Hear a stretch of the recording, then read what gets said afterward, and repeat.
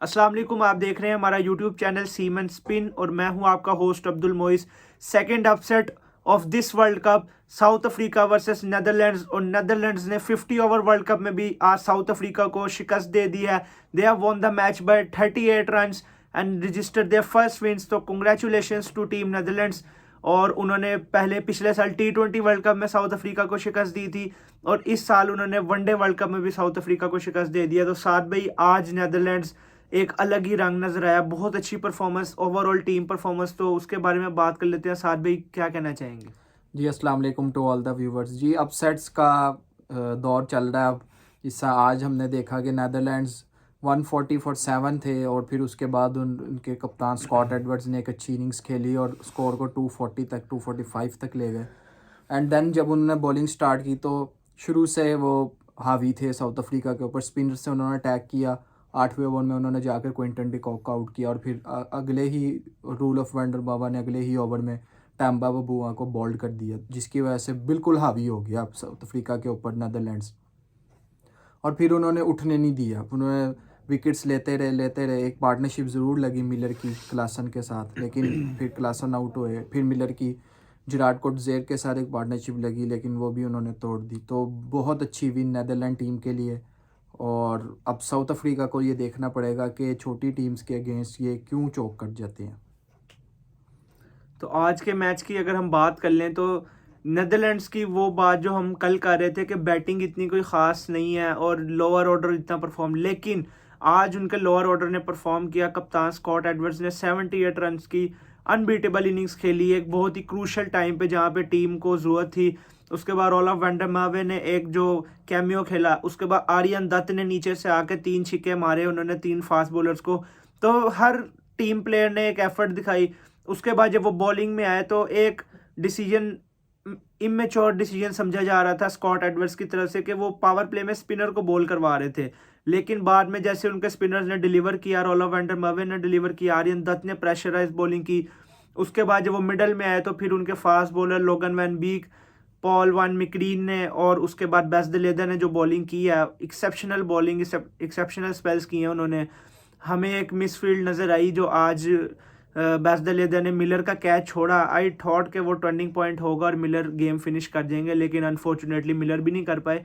एक चीज़ जो हमें आज पिच में देखने में नजर आई, वो गेंद थोड़ा सा लो नीचे रह रहा था, जिस वजह से साउथ अफ्रीका के जो बैट्समैन थे वो बॉल तक पहुंच नहीं पा रहे थे और बोल्ड हो रहे थे। तो आई गेस कि ये भी एक वजह आज रही कि मैच में कि साउथ अफ्रीका बॉल तक नहीं पहुंच पाए। जी स्पिनर्स जब कर रहे थे गेंद तो उनको थोड़ा बाउंस मिल रहा था ज़्यादा, लेकिन फास्ट बॉलर का जो लेंथ पे गेंद लगता था वो लेंथ से नी हाइट तक रहता था, यानी कि ज़्यादा उठता नहीं था लेंथ। पिछले बाउंसर ज़रूर आपके शॉर्ट ऑफ लेंथ बॉल्स जो उठ के आते थे, लेकिन जो लेंथ बॉल होता था वो नी हाइट पे ही रह जाता था, जिसकी वजह से 2-3 बैट्समैन साउथ अफ्रीका के बिल्कुल गेंद की लाइन को मिस कर गए और बोल्ड हो गए। सो ये साउथ अफ्रीका को देखना पड़ेगा कि अब आगे के मैचेस में, क्योंकि अगला मैच उनका इंग्लैंड के साथ है जो कि अगेन एक अपसेट के साथ आ रही है। सो ये अच्छा मैच होगा हफ्ते को इंग्लैंड और साउथ अफ्रीका का। दूसरी बात अगर हम कर लें तो आज नेदरलैंड्स ने बहुत अच्छी परफॉर्मेंस की, लेकिन साउथ अफ्रीका की तरफ से कोई इतनी ख़ास हमें बॉलिंग में भी परफॉर्मेंस नहीं। हालांकि उन्होंने शुरू में कंटेन कर लिया था, लेकिन लास्ट जो 10 ओवर्स हैं उन्होंने उसमें काफ़ी रन्स दे दिए और एक बिल्कुल जो नेदरलैंड्स टीम जो बैठी हुई थी उसकी बैटिंग को उन्होंने एक चांस दे के और इतने रन स्कोर करवा दिए। हालांकि वो स्कोर इतना नहीं होना चाहिए था। उसके बाद बैटिंग में एक कोलैप्स नज़र आया। आज साउथ अफ्रीका का टॉप ऑर्डर परफॉर्म नहीं कर पाया और मिडल ऑर्डर का हमने देख लिया जो हाल हुआ है। तो question mark for team south Africa की, अगर उनका टॉप ऑर्डर फेल करता है तो आई गेस कि उनका मिडल ऑर्डर भी इतनी पावर नहीं रख रहा। ऑल्दो मिलर काफ़ी देर तक विकेट रोक के खड़े रहे, लेकिन अकेला खिलाड़ी आपको मैच नहीं जितवा सकता। जी साउथ अफ्रीका ने बैक एंड पे बहुत बुरी बॉलिंग की, शॉर्ट ऑफ लेंथ बहुत ज़्यादा बॉल की है। और जो टेल एंडर्स थे, जो आर्यन दत्त थे, उनको उन्होंने slow ones back of the length की, जिसकी हिटिंग जोन में आया और फिर उन्होंने शॉट्स मारी और छिके होते गए। So bad bowling bye team south Africa. और ये उनको देखना पड़ेगा कि डेथ में किस तरह हमने अपने जो प्लान्स हैं उनको रखना है। और यॉर्कर्स, स्पेशली टेल एंडर्स को तो यॉर्कर्स आपको करने चाहिए एटलीस्ट। और अगर आप बाउंसर भी कर रहे हैं तो आपको स्पीड वाला बाउंसर करना चाहिए, बजाय ये कि आप स्लो वन बाउंसर कर रहे हैं जिससे आर्यन दत्त बिल्कुल लाइन में आ गए और छिक्के मार रहे थे। तो ये साउथ अफ्रीका की काफ़ी उन्होंने आखिर के 10 ओवर्स में बहुत ज़्यादा रन लीक कर दिए थे। 200 से ज़्यादा रन्स नहीं होने चाहिए थे, जो कि उन्होंने 45 रन्स ऊपर करवा दिए, जिसकी वजह से फिर बैटिंग से मोमेंटम लेके गया नीदरलैंड बॉलिंग में, और फिर उन्होंने बिल्कुल भी हिलने दे दिया साउथ अफ्रीका को। और जहाँ पे हम अगर नीदरलैंड की बॉलिंग की बात कर लें तो प्योर लाइन एंड लेंथ पे बॉलिंग की, ज़्यादा शॉर्ट पिच नहीं की, ज़्यादा आगे नहीं की, बहुत लाइन एंड लेंथ को टाइट रखते हुए बॉलिंग की। और उसके बाद जो उन्होंने क्रॉस सीम बॉलिंग की मिडल ओवर्स में, जिस पे उन्होंने विकेट्स ली, तो well effort bye team Netherlands, और उन्होंने आज एक अपसेट कर दी है इस वर्ल्ड कप में। और आई गेस के आगे भी उनके अभी 6 मैचेस हैं, तो उसमें से अगर 1-2 अपसेट्स वो और कर देते हैं तो काफ़ी अच्छी प्रोग्रेस होगी उनकी वर्ल्ड कप में, क्योंकि क्वालिफायर से आने वाली टीम जो टॉप 8 टीम्स हैं उनको किसी को हराए तो ये बहुत मोराल बूस्ट होता है आपका।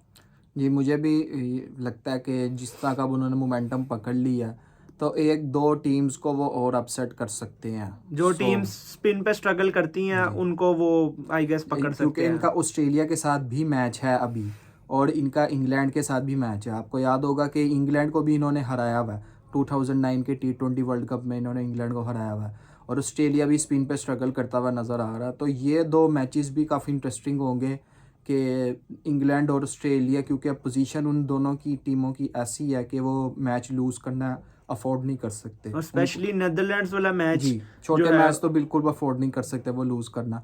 सो अच्छे मैच होंगे ये दोनों भी उस लिहाज से।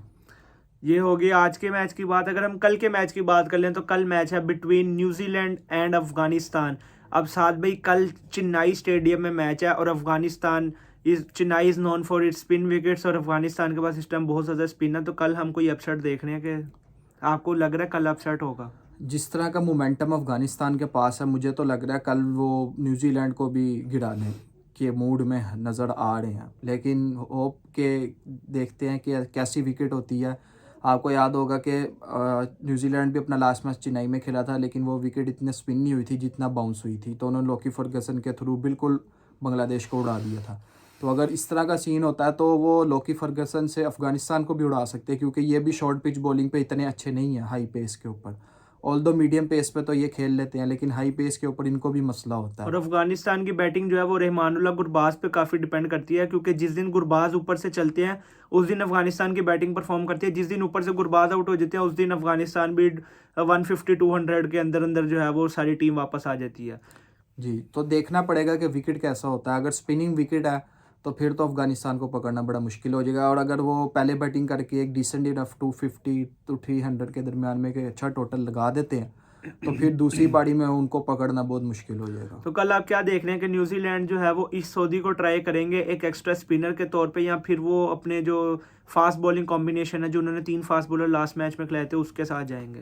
जी, विकेट को देख के ही डिसीजन लेंगे, क्योंकि लास्ट मैच में भी उन्होंने विकेट को देख के ही लोकी फर्गसन को खिलाया था। अगर स्पिनिंग विकेट होगी तो वो ज़रूर जो इस सऊदी उनको खिलाएंगे। और एक और जो उनको धचका लगा वो है केन विलियमसन अब अवेलेबल नहीं होंगे, तो ये भी देखना पड़ेगा कि केन विलियमसन के बगैर कैसा परफॉर्म करती है। अगर एक आधा मैच हारती है तो कैसे मोमेंटम टूटता है, कमबैक कैसे करेंगे, तो ये चीज़ें भी माइंड में रखनी पड़ेंगी हमें। लेकिन हमने देखा जैसे उनका वर्ल्ड कप स्टार्टिंग मैच था इंग्लैंड के साथ, उसमें उन्होंने केन विलियमसन के बगैर एक बहुत अच्छा मैच जो था वो जीता।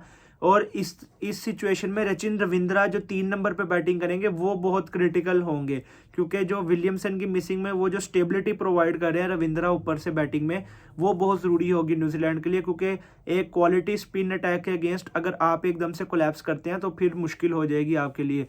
तो आपको ऊपर से एक स्टेबल बैट्समैन एक एंड रोकने वाला चाहिए, जो क्वालिटी विलियमसन के पास है।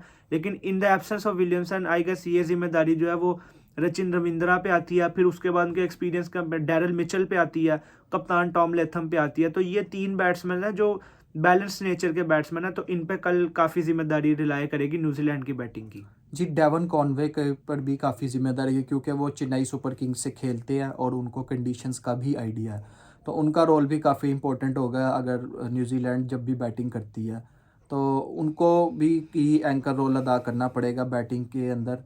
और मिचेल सैटनर को भी आइडिया है बॉलिंग कंडीशंस का, चेन्नई सुपर किंग्स से वो भी खेलते हैं, तो उनकी इनपुट से भी काफ़ी हेल्प आउट होंगे न्यूजीलैंड डग आउट। सो देखते हैं, आई होप कि कल बहुत अच्छा मैच होगा। जो आपने न्यूजीलैंड की बात की, लेकिन अफगानिस्तान की बैटिंग में भी कुछ प्लेयर्स को यहाँ पे स्टेप अप करने की ज़रूरत है। हम देख रहे हैं रहमानुल्लाह गुरबाज बहुत अच्छी फॉर्म में है, इब्राहिम ज़ादरन अच्छा स्टार्ट देते हैं, कप्तान हशमतुल्लाह शहीदी अच्छी निक में नज़र आ रहे हैं, लेकिन रहमत शाह हमें अभी तक और मोहम्मद नबी की तरफ से कोई इतनी ख़ास इनिंग्स हमें देखने को नज़र नहीं आई। लास्ट मैच में उन्होंने वो इकराम अली खेल को मौका दिया, उन्होंने बहुत अच्छी हाफ सेंचुरी स्कोर की, लेकिन मिडिल ऑर्डर में थोड़ी सी प्रॉब्लम है जो अफगानिस्तान को अपनी सॉर्ट आउट करनी है। उमर जई बहुत अच्छा खेल रहे हैं, लेकिन मोहम्मद नबी जो इतने स्टार बैट्समैन है इस टाइम अफगानिस्तान के, वो अभी तक हमें टच में नज़र नहीं आए इस वर्ल्ड कप जी में। मिडल ऑर्डर कंसर्न था लास्ट मैच में भी, और नजीब को बिठा के उन्होंने इकराम को खिलाया जो जिन्होंने 50 भी की, तो सम सॉर्ट ऑफ उनको कवर अप मिला है। लेकिन देखते हैं कि कल के मैच में क्या होता है। रहमत शाह के ऊपर भी रन्स ड्यू हैं, तो अच्छे प्लेयर हैं वो और इनिंग्स को लेके चलते हैं, तो देखते हैं कि कल वो कैसा परफॉर्म करते हैं। तो प्रिडिक्शंस की बात कर लेते हैं। तो जिस तरह एक और अपसेट हुआ है और इस अपसेट को हम प्रिडिक्ट नहीं कर सकते, तो जो प्रिडिक्शन टेबल है वो रिमेन्स द सेम।